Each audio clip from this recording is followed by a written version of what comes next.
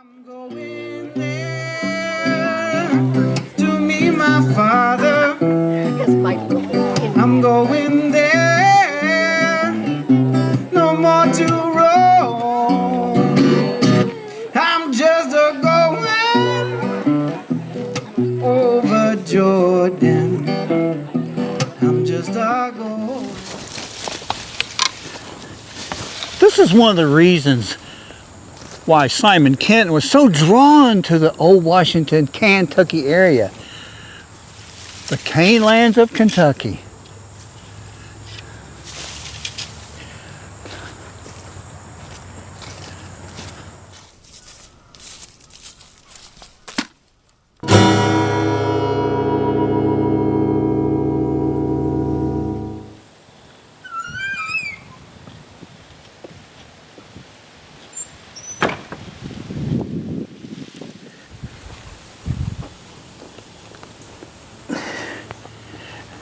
Welcome, my friends, to the 46th annual Simon Kenton Festival in Old Washington, Kentucky. It's kind of early in the morning, the sun's coming up, and it's going to be a great day to have a festival. I wish to thank the local educators in this Mason County area of Kentucky lands for bringing in probably 140 to 150 fifth grade students out here to see what life was like living in this area from the 1780s. Let's quit talking about it and show you some of the action from the whole weekend at the Simon Kenton Festival. Okay, I'll get the short guys here in the front, kind of give me a circle right around these logs. The taller guys can get in the back. All right, it's like pretty much everybody. That's a good looking group. What are you guys, fifth graders or sixth or what? Fifth. Fifth, everybody's fifth grader. So you ought to be studying Kentucky history for a long minute, or it should be, right? Hold on, let me take you further, then I'll answer any of your questions if I can. Well, Kentucky was known in the 1700s as a wilderness land. The folks from the east, if y'all studied a little bit about the east yet, there's a thing going on called the American Revolution. But the ones that got tired of the fighting in the east and staying poor heard about this place called the Kentucky lands, where the land is wide open, the buffalo are running everywhere, deer are everywhere, plenty of great water inland and so forth. So they started moving westward across the Appalachian Mountains.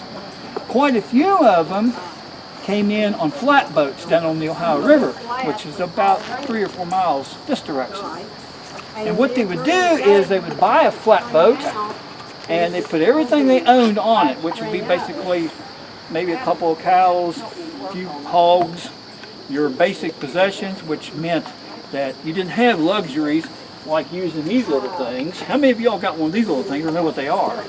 Yeah, I'm sure you all do. Well, this thing, you're better off, believe me. These things are a problem. Anyway, we didn't have these things in the 1700s. Okay? They were not available. The only way you communicate with everybody then is by talking like we are now.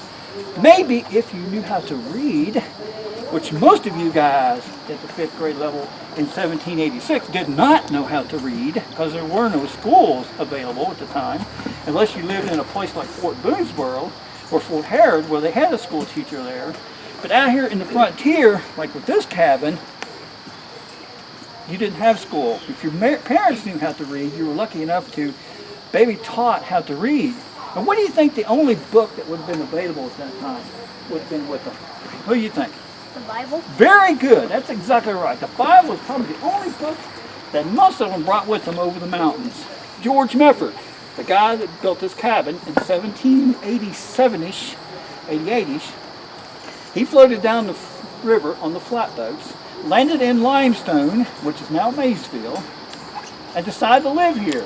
Him and his wife, Melinda, raised 13 kids. So if I count 13, 4, 6, 8, 10, 12, 13, you would have lived in that cabin at one time in the 1780s. Times were hard. So guess what you boys would have been probably doing? Killing stuff. Back in those days. Killing stuff. Right there. Come here for a minute. You've been pretty active. Set that down for a minute. All right, I'm going to give you this. You're going to have to use that thing. Look how heavy that thing is. Guess what you're going to be doing most of the morning? What? You're going to be chopping wood. Why? Because there's a fire in there that needs to be kept burning all the time. Why is that? Because you get to cook. That's right. What do you think the most precious metal would have been back in those days? What? Nope. Gold wouldn't do you no good in this area. Well, you could have traded it, but what do you think would have been? Silver? Nope. Anybody else? Anybody else? What is this? Any idea? That is a chunk of lead. You know why they would have had that? Make a gun. Close. Gunpowder? Closer. Knife?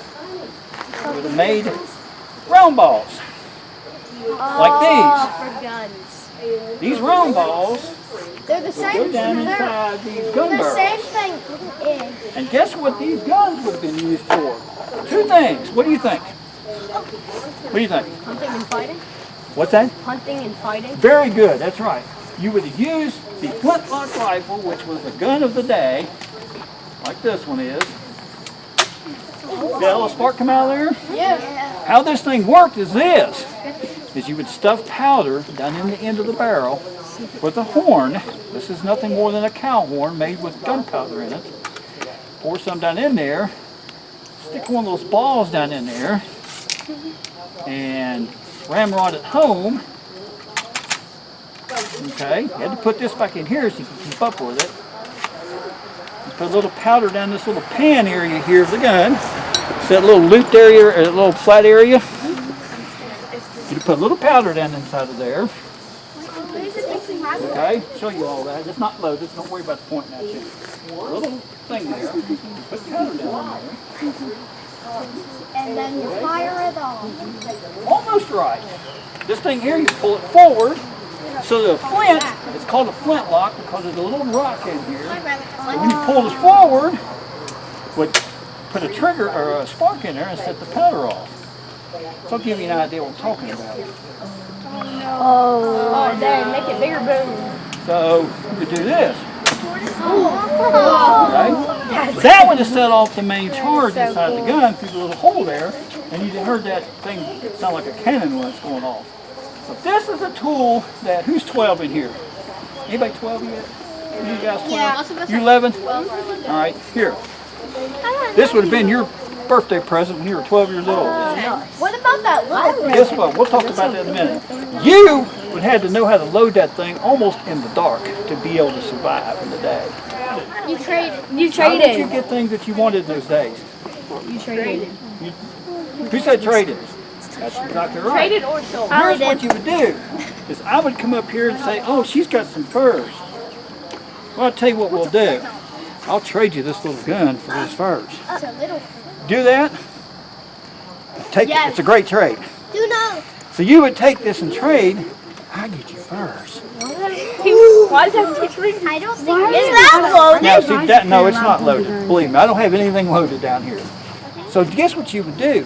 You bartered with me, called barter, these furs, because I'm going to take these furs and sell them to somebody else, and I may trade them for, guess what? I don't know, maybe a couple of these things so I can get my houses built. Can I have the hatchet in the nose? Because those buildings were built with broad axes like that. This is what you call a smoothbore gun. Now the reason it's a smoothbore is look how big a hole is into that barrel there. Yeah, that's a shotgun. It's not loaded. That is a shotgun of the 1700s. You could load up powder, balls, buck and ball loads. If you didn't even have any ammunition, you could put creek rocks down in here and shoot them at somebody. This is a very versatile weapon. It's called an Indian trade gun. I talked to 4 separate groups all morning long about the frontier life, and they were very fascinated with the guns, the tools, the furs, and other items used in 1785 here in Kentucky. Let's move right on to the opening ceremonies of Saturday at the Simon Kenton Festival. Steve does such a great job representing Maysville and Mason County, Kentucky, as well as Old Washington.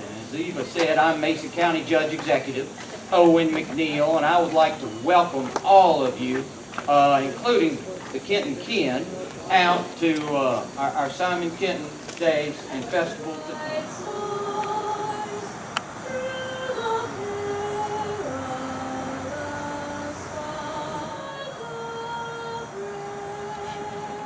Members of the Veterans of Foreign Wars Post 2734, remembering those fallen comrades. Ready, aim, fire! Ready, aim, fire!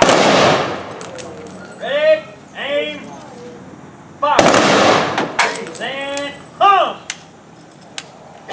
A life-size bronze statue donated by Earl Lanning was unveiled today at the Simon Kenton Festival.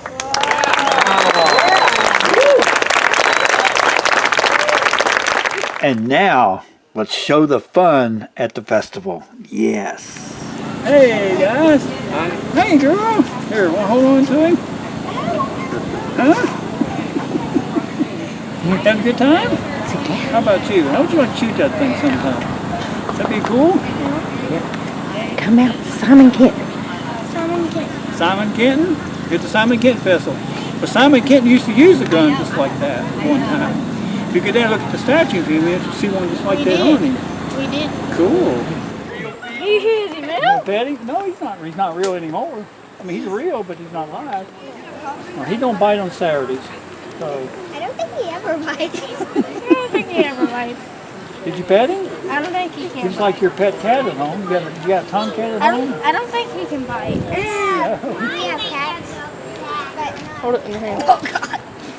Is that heavy? Yeah, it really is. Oh, just like that. We'll drop it. Move, now. Aaliyah. Where's yours? Look, say Come cheese. here, girl. Y'all related, aren't you? All sisters and brothers? Basically. Can I hold it? Can I hold it? I want to hold it. Oh my God. My mom. Yeah, it's heavy. No, it's not. Big one, isn't it? Yeah, it's pretty big. We're not sisters and brothers.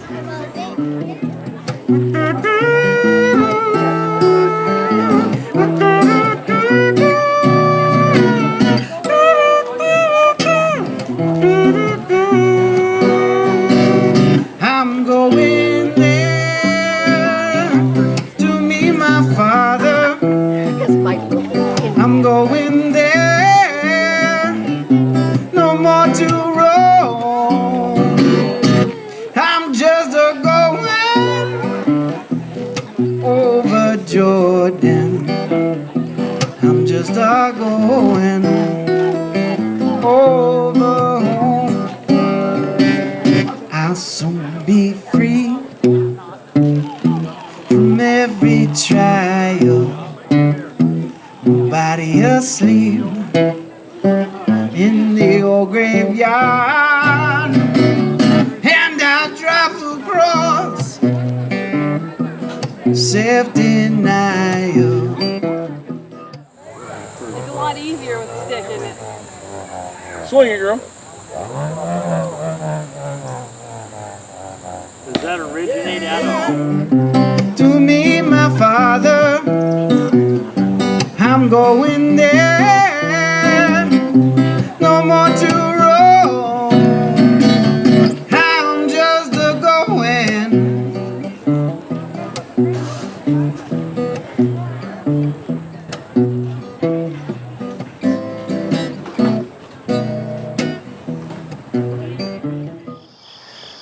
The purpose of the Black Panther Maniac Shooter channel has been fulfilled, showing the fun of the Black Panther hobby and maybe a little education along the way. Cannot wait to attend next year's the 47th annual Simon Kenton Festival held on the third weekend of every September. Oh, I can't wait. Well, thanks for watching. And remember, Jesus does love you. And we'll catch you on the next adventure. Usually involving these. Over Jordan, I'm just a going over